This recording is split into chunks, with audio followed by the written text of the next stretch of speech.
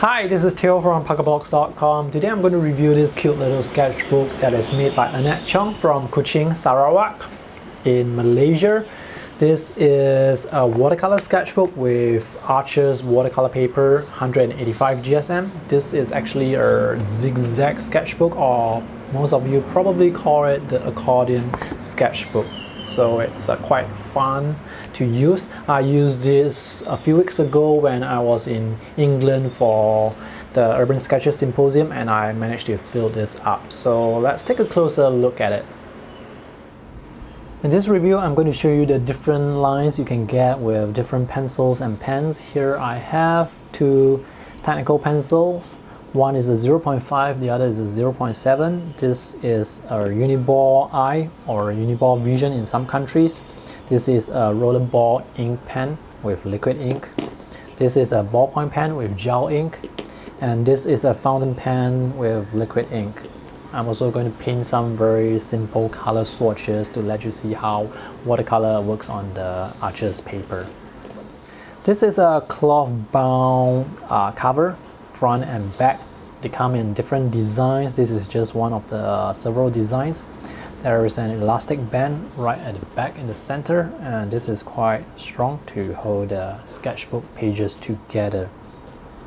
Now the 185 GSM paper is not very thick, so I find that when I'm using watercolor on this paper it buckles slightly, but after you use the elastic band to hold the pages together, after a while they become flat again, so not much of an issue. One interesting thing about this paper is the pages are actually cut from one single sheet of paper. Let me show that to you. So this is one spread here, and this is the second spread here. Let me move the camera a bit.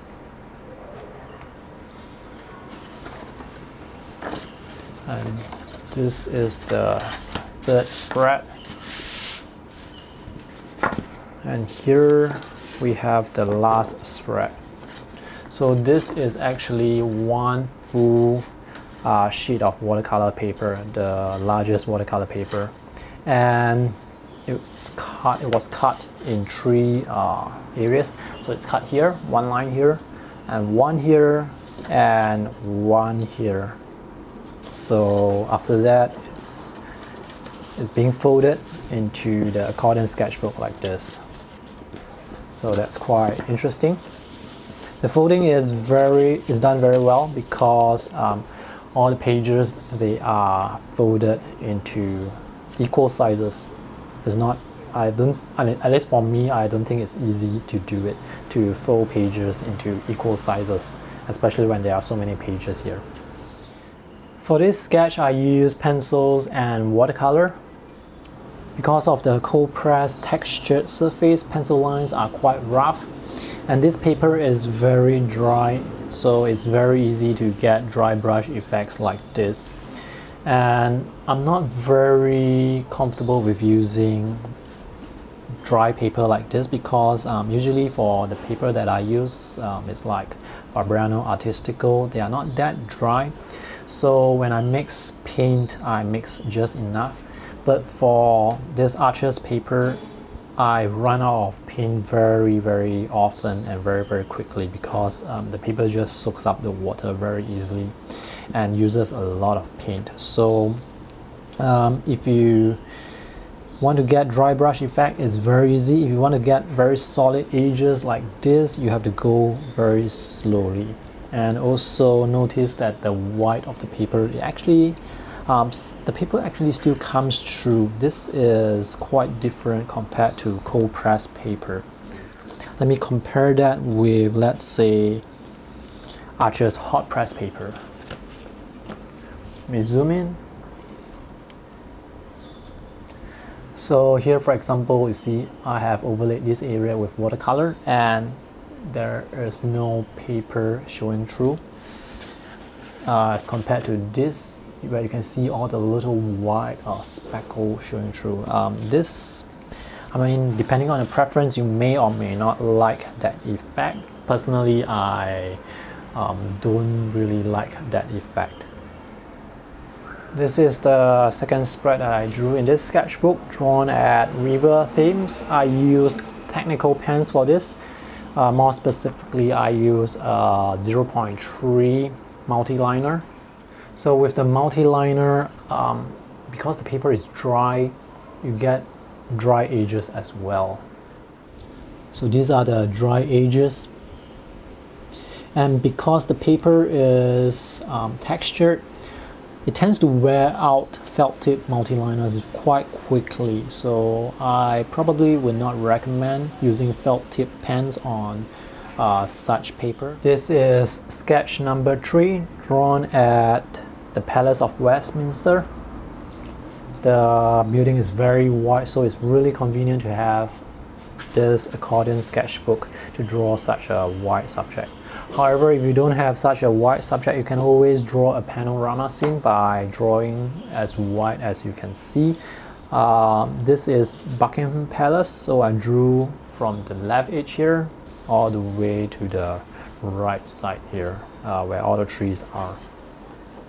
And when you look at it as a whole, it's quite nice, and it's also quite satisfying because it is such a wide scene, and when you can capture it nicely, it looks quite good. The lines here were drawn with a 0.5 multi-liner pen. So again, you can see that the lines, they are not solid. They have this dry edge effect. One thing to note about this accordion sketchbook is there are actually places where the paper protrudes out. For example, this area here, this area. So you can see here that because of the way the paper is folded, this part comes out. So if you want to draw a really wide scene, you won't be able to draw it across like this because the paper doesn't open up like this side. So there are 3 areas, 3 sections like this, and one is here, one is here, and the other one is somewhere there. And because of those intersections, I split the artwork into 4 different sketches. So I have one panorama scene, the second is here, and the third is here, and the fourth is here. I think it's a nice way to divide up the different areas of the sketchbook, so it allows you to draw 4 different sketches. I mean, if you don't have the intersection, well, you can just draw across. It's just a different type of sketchbook, like the Moleskine Japanese sketchbook. They don't have this thing. One thing to note is there are some deco edges because of the way the paper is cut. I find the deco edges to be quite nice. And also the other thing is when you are painting, when you're folding the accordion sketchbook, the paper surface actually breaks apart. So the surface of the paper actually breaks apart here at all the edges. Let me just open this up slowly to let you see what it is like when it's not being folded. So it looks like this when I'm sketching, when I'm using watercolor, and then when it's folded, you can start to see the paper surface, it breaks up to reveal the insides of the paper. So this happens for some watercolor paper. Now I'm going to show you the different types of lines you can get with different pens and pencils. In this box here, we have lines that are drawn by this 0.5 mechanical pencil. The lines are quite rough. The edges are rough. And if you go very slowly and press very hard, let's see what I can get. You can get something like this. And if you're using a wooden pencil, at least for me, for the watercolor sketch with pencil that you see earlier on, I had to sharpen my wooden pencil very often, so it's probably better to use a mechanical pencil like this. And this is the roller ball pen with liquid ink. I'm going very slowly now. The lines, they are actually quite sharp. The edges are sharp. If I draw very fast, it still works quite well. So rollerball is quite good on this paper. Next, I want to try the rollerball with gel ink. Let me go very slowly. Let me switch a pen. This is a blue pen.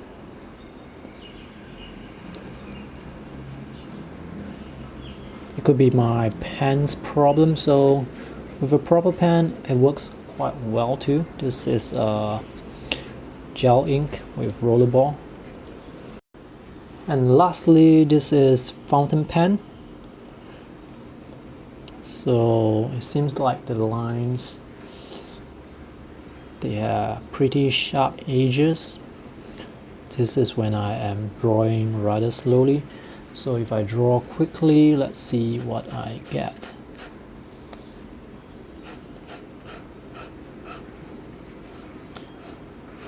For quick lines, you still see a bit of dry edges, but for slow lines, I think fountain pen, it works quite well. And now this is the 0.3 felt tip technical pen.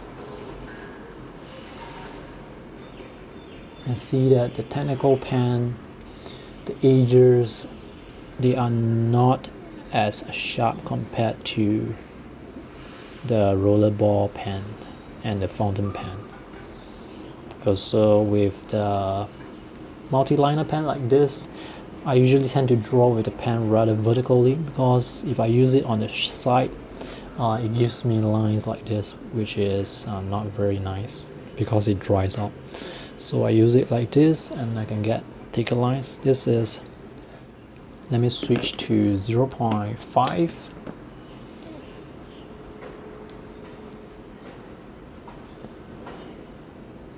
If I draw very slowly, I can get slightly more solid lines, but the edges are usually dry and rough.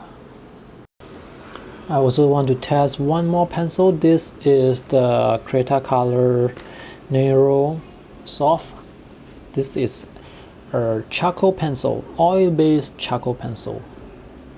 This is the one that I use for my watercolor and pencil sketches. And let me do some lines here. Slow lines. For slow lines, you get very rough lines. You press down hard, you get rougher lines but darker lines.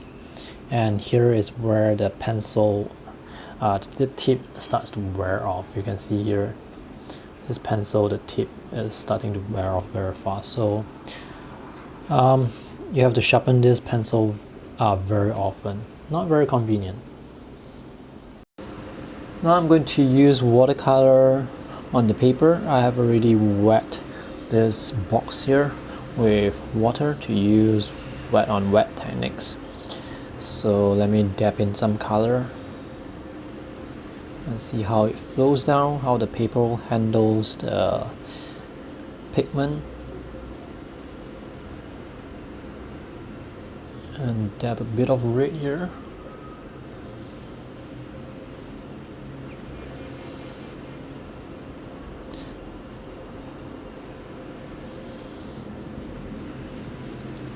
And let it run down. Alright. To save time, I'm going to move on to the next box. Now I'm going to apply the colors wet on dry. So this is wet on dry.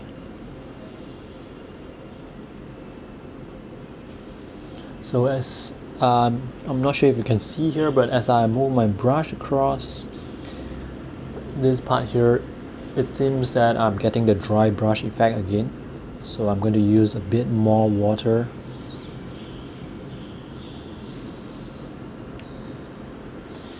And really add a lot of paint over.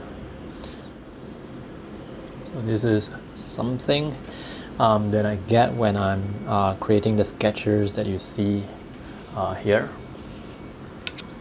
Let me try ultramarine and burnt sienna for this third box. This is pen and ink.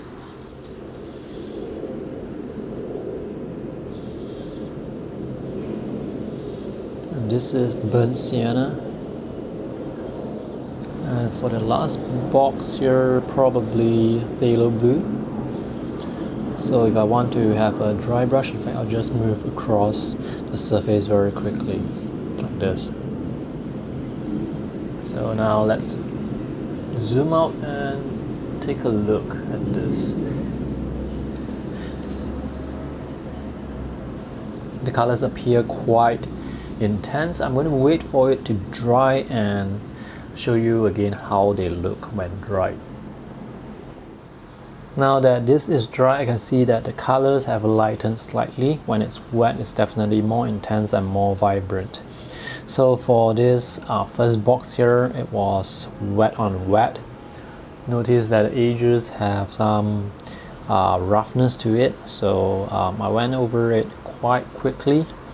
Here I went over the edges much more slowly so I can get the sharper edge. And this is when I used a brush rather quickly to get the dry brush effect. So we get a lot of rough edges here. There is some buckling to the paper, but when I close it together, it's not going to be any problem. It seems that watercolor covers the paper on this side quite well, in the sense that there is no white speckle that is showing through.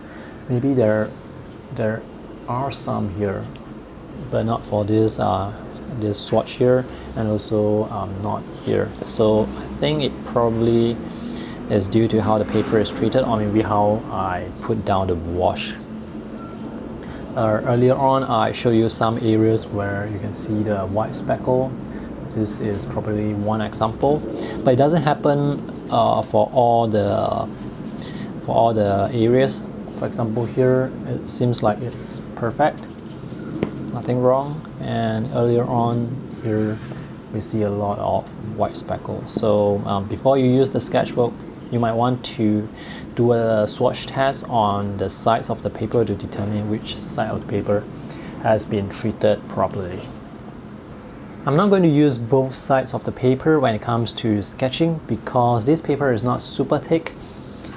If I use both sides when it comes to scanning, that could be a problem. I could scan in the art from the opposite page. For example, this is where I drew all the boxes, and here you can see the impression left from the opposite page. Yep, that could be a problem.